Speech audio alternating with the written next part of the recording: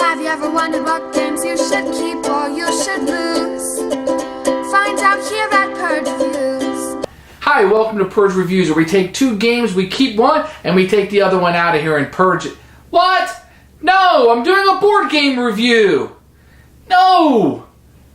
What do you mean, what am I doing with all these baggies? These are for board games. Baggies? Baggies? I don't need no stinking baggies. Thanks to insert here, I can organize my games without getting arrested. Insert here makes a insert for Dead of Winter that I think is fantastic. And it beats a lot of the other inserts, and I kind of want to show it to you, at least in my mind. So here's my regular edition of Dead of Winter, the original game. You can see I put my instruction manuals on top, and my boards, I lay it right there. Now, what I have here is just the original game of Dead of Winter. So what I have here inside the expansion is the original game of Dead of Winter. Everything that comes with it. You're going to have two trays that come out with your chits that will be able to come out and be set aside on the table so you can utilize anywhere you want. Now this isn't anything you have to put together. This is all pre-assembled, and it's really, really nice how he does this. So here are my chits all separated. I got my wounds and frostbites. I've got my noisemakers. And I got my people who just want to eat my food but not do any of the work to get it. In the other tray, I've got my food, I got some markers and some eaten food, and I have my barricades in this one. Now this is how I have chosen to organize it. I have my zombies over here, and the zombies don't really serve any purpose in the game, so they're all just kind of stacked in there. And I have my characters stacked in here. This is how I've chosen to do it. So I can differentiate my zombies and my characters when I want them. This one also has a removable mark where I keep my dice in here, and I keep some of my tokens in here, my zombie tokens and whatnot that I want. You can see it's all very nicely put in there, and my dice in here together.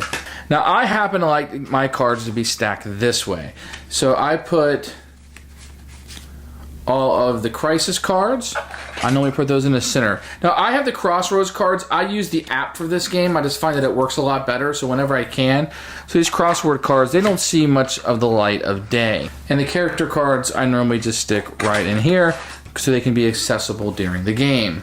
The exile cards for me do not get used very much, so I'll usually just put them here at the bottom.